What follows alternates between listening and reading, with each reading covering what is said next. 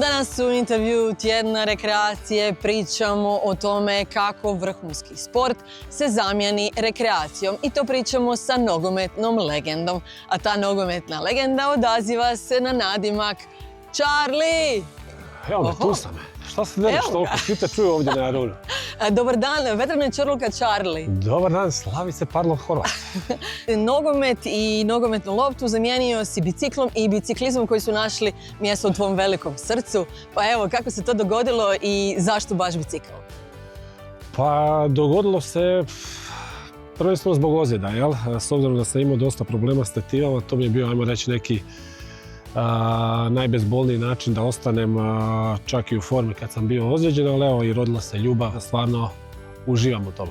I danas si na Jarunu, ne gaziš prolaznike, dobar si, jel, pristojan? Ne, dobar sam.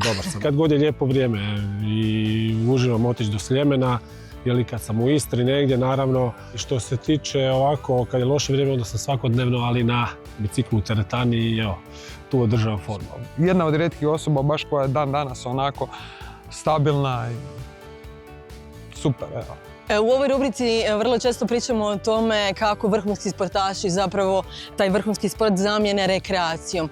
Kako je tebi bila ta tranzicija, koliko ti je to možda bilo stresno ili ne i kako si se nosio sa svime time? Pa stresno je, jer neki adrenalin i nešto uvijek ti fali. Naravno da imamo prednost, s obzirom da smo uvijek imamo tu naviku da volimo trenirati. I nije mi bilo lako natjerati se da ponovo se dosta intenzivno bavim sportom, ali sigurno da mi je uvijek fali mi onaj adrenalin, neke pobjede, nekog osvajanja i evo, to sam našao u biciklizmu s obzirom da se penjem, većinom uživam u penjanju po tim nekim planinama, Alpama, Sljeme ovdje, Učka i evo, osvajaju se na taj način neke male pobjede. Novi vrhunci. Tako je. Kad narastem htio bi igrati kao Čorluk. Ostao si vezan uz nogomet i dalje, ne može se maknuti Charlie od lopte tako daleko. Ne, lopta je uvijek tu. Danas si pomoćnik izbornika Dalića, kako se osjećaš u toj ulozi? Prvo iznimno sam zahvalan, jer sam opet dobio priliku ostati uz, ajmo reći, svoje prijatelje ili donedavne suigrače i u jednoj drugačijoj ulozi i shvatio sam zapravo koliko je to težak posao. Koliko ti je jednostavno ili teško kao bivšim igraču biti sada pomoćnik izbornika? Kako te bivši suigrači doživljavaju kao autoritet ili kao ej kolega, šta sad ti nama nešto pričaš? Pa dobro, sigurno na početku, jer s obzirom da sam odmah čim sam završio karijeru ušao u te vode, i sigurno da je bilo prvih par dana kad sam bio u drugoj trenirci, a ne u igračkoj, da je tu bilo i smijeha sa strane, jer... Koji su bili komentari?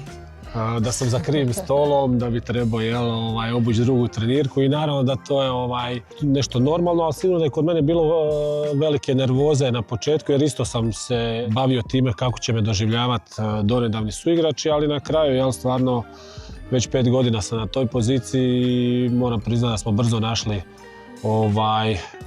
način kako ćemo imati taj autoritet na terenu, a kako ćemo izvan i dalje ostati naravno u odnosima u kojima smo bili prije, jer stvarno moram priznati da sam puno naučio i stvarno da su mi oni puno olakšali svojim ponašanjem i naravno kad smo na terenu moja je zadnja i to je to. Dakle, plivaš kao riba u vodi? Nema, idi po lopte, oni po lopte, to je tako. Strog i pravedan. Strogo i pravedan. Bio je baš ministar obrane, a nije bilo za Afrikance s njim, jest da je imao on svoje epizode, ali igračina, baš takvi igračine, trebamo i dalje. Nogomet nije slučajno u tvom životu i tvoj otac se bavio nogometom, a i nogomet je 92. kad si došao iz Bosne bio nekakav odmak od tada jedne teže realnosti i rata. Kako si to proživljavao u tim trenucima i koliko ti je nogomet pomogao? Pa je, sigurno da sam bio, ajmo reći, gurnut prema nogometu od strane oca, koji je igrao u, ajmo reći, u manjim klubovima u svojim krajevima u Bosni i sigurno da, uvijek kaže on da je bio najbolje lijevo krilo koje je taj kraj imao, ali naravno, evo, mi smo došli 92. Sigurno da roditeljima isto nije bilo lako da nas odmaknu od svega što se događalo, ali evo, ja sam 94. dobio priliku da krenem u Dinamo i evo, nije to tako loše ni završilo. Tako da, veliko hvala njima i naravno veliko hvala nogometu što me odveo na sva ova putovanja. Tata je svaki drugi vikend u Bosni. Je li Bosna i tebi u srcu? Pa tata je, moram priznat, možda i previše u Bosni, ali Pozdrav tati! uživa naravno i sigurno da je mjesto gdje je on odrastao, da mu je najdraže i ja nažalost nisam u toj mjeri koji i on, ali evo, sigurno da ćemo unuke malo gurnut i prema Bosni jer previše su u Istri. Vedran Ćorluka mi je jako simpatičan i dobro igra u nogomet. Otac si dvoje djece, što ćeš reći svom sinu i kćeri ako će htjeti se baviti vrhunskim sportom? Koliko je to tata dobra ideja? Pa moram priznat, rekao bi moj tata, opet nije dobra ideja. Sigurno da je sport nešto najljepše i naravno da ako se žele time baviti da će imati punu podršku i mene i svih u obitelji. A imaš li neki savjet za naše rekreativce za kraj?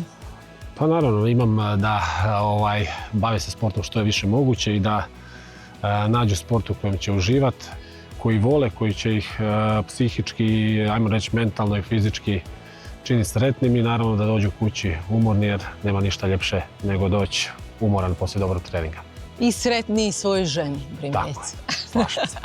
Hvala ti puno, Vedrane, na ovom intervjuu. Nema na čemu. Vidimo se negdje u Božnji. Pozdrav! Bok!